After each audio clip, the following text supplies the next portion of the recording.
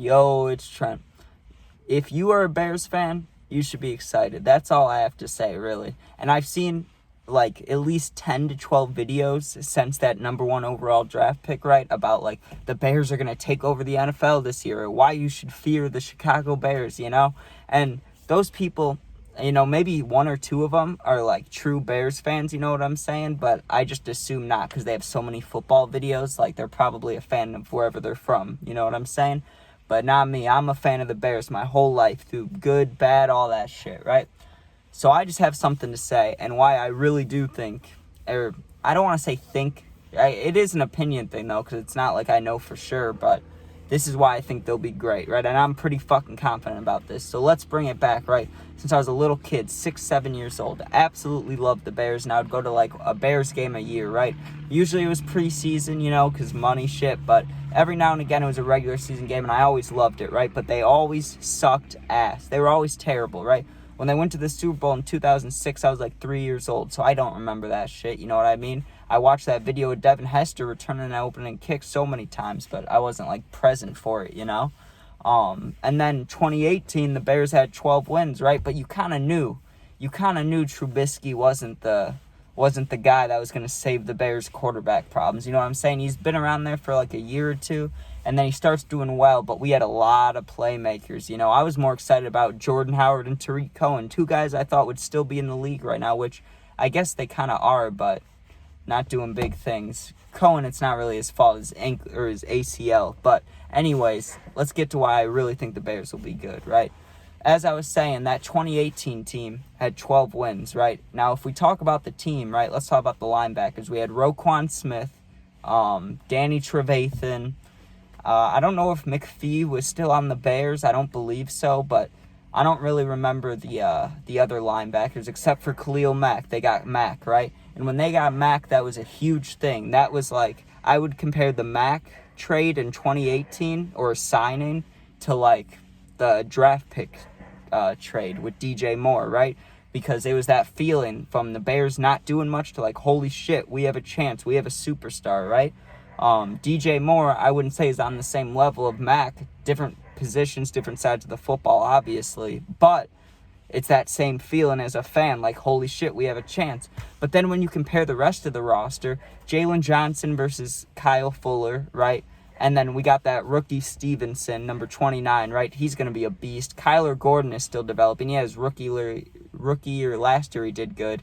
But then we talk about the safeties, right? Eddie Jackson is still Eddie Jackson. He's still a beast. He always can be. Jaquan Brisker and Amos, right? Those are the comparison. 2018, they had Amos, the Packers safety now, but the Bears had him. He was a beast. He hit people hard, right? He reminded me of Cam Chancellor because he just bam, bam, bam. You know what I mean? He nailed people. Jaquan Brisker hits just as hard, if not harder, but he can pick that ball, man. You saw that one-hander against New England. If you haven't seen that, look at that up. He gets kicked in the nuts by Mac Jones on purpose. He slid and hit him right in the dick.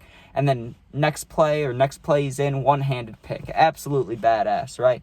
Then I guess you could say the D-line in 2018 was better, right? Akeem Hicks and I really don't remember the rest of the guys. It was just Akeem Hicks and what's his name? Mac, just wrecking shit, right? Robert Quinn, I don't know. I think we got him afterward, but we might have had him on that team, right? Not great. And then you look at the offense. Trubisky. Fucking, what can you say about Trubisky? Like I said before, no one thought, a couple people maybe believed in him, but you knew that he was not going to be the Bears quarterback in 5-10 years. Like a Rodgers for the Packers or Tom Brady for fucking New England. Like, you knew he wasn't going to be one of those. You know what I mean? But Fields will be that guy. And as much hate as he gets for being a fucking running back, that's the same shit they said about Lamar, right? But Fields has just got a different attitude than a lot of quarterbacks, right? He's got that grind that's just, no matter if they're the worst team in the NFL like last year, his rookie year where you don't know if he's going to play, and then this year where he's full in, right? Like, he's going to do great. He did good not all last year, but like week 5, week 6. And if you watched every game, he was the best player in every single game that he was in, right? It was crazy. So with that being said, that's why I really do think they'll be great, because if you look at, I just keep saying 2018, but it's true. We have a better team than we did now, and that team won 12 games. And if that team won 12 games, how many games can this team win?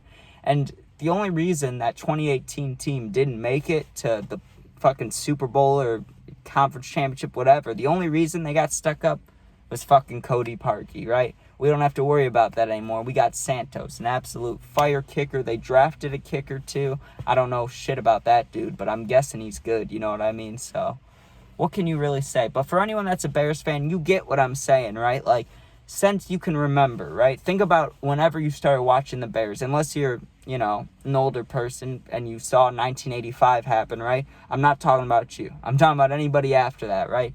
We have not had a team to truly believe in so long. This is the first time in my life, little asterisk, besides 2018, where you truly believe this could be a Super Bowl team, right? So, with that being said, and the NFC North is wide open, man.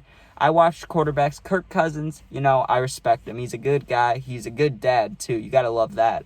But honestly, I don't think he's a playoff caliber quarterback, right? He delivers some strikes in there, but when it comes playoff time, and that's with hoping everyone's healthy, right? Justin Jefferson, KJ Osborne, whoever else they have, right? I know they don't have Thielen anymore, but TJ Hawkinson, like, those guys got to all stay healthy. You got to make it to the playoffs. All these things have to go together. I don't see it happening, right? You go to the Packers, now that they don't have Rodgers. Jordan Love, you can say whatever you want about him. Whether he plays good or bad, he's not going to do better than Fields. There's no fucking way, right? I refuse to believe it. I know I'm biased, but if you pull up stats, pull up college stuff, pull up anything, I'm never going to believe that he's better than Fields unless he actually proves it, right?